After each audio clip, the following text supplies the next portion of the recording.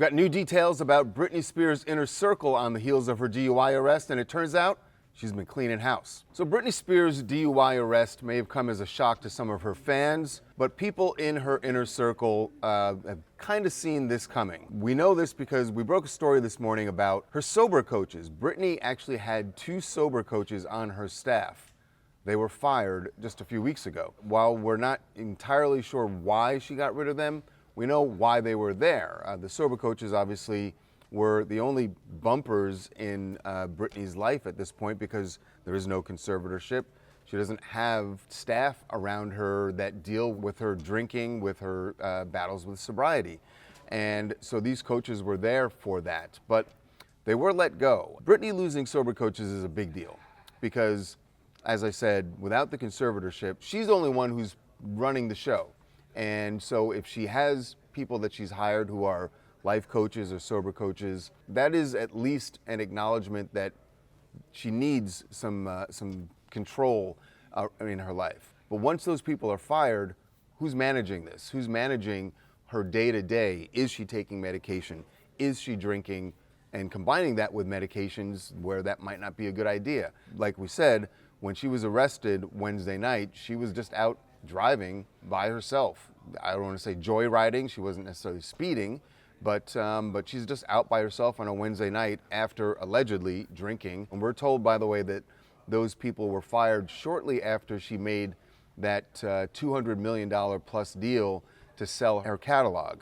Not saying that those two things are connected, but that's about when it happened. Going forward, we told you that after she was arrested, that there were people around her who felt like this could be a good thing. In fact, her manager, Kate Hudson, told us on the record, he was hoping that this will be the trigger for some, as he put it, long overdue changes in her life. We're also told that Britney is not necessarily fighting that people around her have said, look, maybe it's best that you get some treatment. We're told that she is open to suggestions about rehab, and clearly those conversations are going to be had in the coming weeks. Her first court date for the DUI case is May 4th, but it is entirely possible that she could voluntarily decide to enter some sort of treatment program before that. As for the DUI arrest, there's something we need to clear up. So she was booked for driving under the influence. But there's a chance that there could be added charges because when the CHP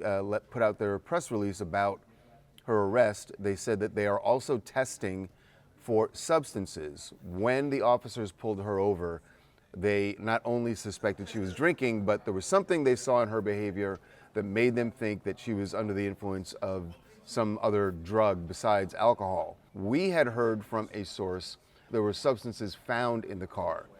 CHP later clarified that and said that the substances were suspected to be in her system, and that's why they were testing her blood. One other thing in this whole Britney DUI saga, now that we've had a few years of watching Britney make her own decisions, there are some people who feel maybe, just maybe, they went too far. We spoke to one of those women, a woman named Jessica. She was very vocal during the Free Britney movement and has continued posting about Britney, but the tone of her posts have changed lately. At first, I was very supportive of the Free Britney movement. When it ended, we started to see things that sort of made me think, okay, maybe this isn't as black and white as I thought it was. She was posting on social media, dancing with the knives and all kinds of things like that. It really just made me pause and think, like, okay, something is not right here. While Jessica thinks that maybe she should be back under conservatorship, I don't think that's really even going to be a conversation here. It is, one, much harder to get someone in a conservatorship now because of everything Britney went through. Laws have changed. But I don't even know that she needs a conservatorship. Really what Britney needs at this point is a support system. She needs people around her. That could come in the form of her sons. In fact, her manager, Cade, told us that Britney has been spending, and we've seen this, she's posted things, that she has been spending time with her sons and she's repairing that relationship with them. So maybe, Cade said he's hoping that they're going to be part of this process in helping her to get into a treatment program of some sort. Clearly she needs help, and maybe the DUI arrest is going to be the trigger that gets her that help. Kristi Noem was fired, and now Gavin Newsom is lighting her up on social media. He posted an in memoriam post on Instagram with Sarah McLachlan's "I Will Always Remember You" music in the background, saying it was the worst of times, and best is crossed out, so it doesn't say it was the best of times. He's saying, Kristi Noem, it was the worst of times. So if you didn't know, Kristi Noem has been fired as per Trump's Truth Social post and has been replaced with Markwayne Mullin, an undefeated MMA fighter and GOP Oklahoma senator. Kristi Noem will now be working at the Special Envoy for the Shield of the Americas, a new Western Hemisphere security initiative. Trump is about to announce that in Doral, Florida this weekend. People have had a ton of mixed opinions whether or not they thought this firing was justified or not, but clearly Newsom is pretty happy to see her go. Phoenix Suns star Dillon Brooks was arrested in Scottsdale, Arizona, early Friday morning for DUI. Now, the circumstances surrounding the arrest are unclear, but what we do know is that Dillon was booked a little bit after 2 a.m. We were told that he was respectful, that he was cooperative with all of the law enforcement. He ultimately ended up posing for a mugshot while he was behind bars.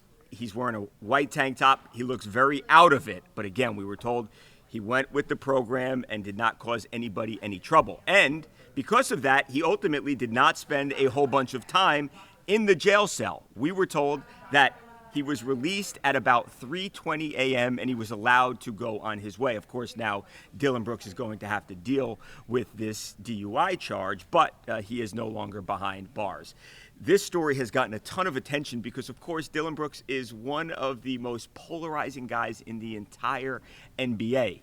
He is the nemesis of LeBron James, and he is just viewed as, by so many NBA fans, as a villain. So when something bad happens, you know that NBA Twitter is going to celebrate it. But again, Dillon Brooks is a guy who is having a career year. He came to the Phoenix Suns in that blockbuster Kevin Durant trade, and he has played better than he has ever played before. He's got a big contract. He's putting up big numbers. He just happens to be hurt right now. More to come.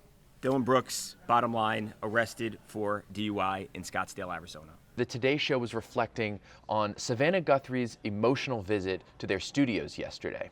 We captured a few of those moments on our cameras yesterday as Savannah shared hugs with her colleagues, had an emotional reunion with Hoda Kotb, her co-host, and then we caught this video of her leaving Rockefeller Center. Hi, Miss Guthrie. We are so sorry about what's going on. How are you holding up? Thank you. Take a look on what they said about their reunion on the Today Show this morning. It was such a moving morning yesterday here in Studio 1A. It felt like the right moment for all of us. You know, we all feel so helpless during this situation. When I feel helpless, I pray. And we talk about how the Today Show is a family, and here we were, each of us praying individually. Why not hold hands? Yep. And it was good to lay eyes on our friend. And again, thank you to everyone who's been watching and listening and praying. Keep those prayers coming. And again, the phone number is 1-800-CALL-FBI. If you know anything, we still believe in miracles. Yeah. They did confirm that she plans to return to Studio 1A at a later date. Thoughts with her and her family at this time?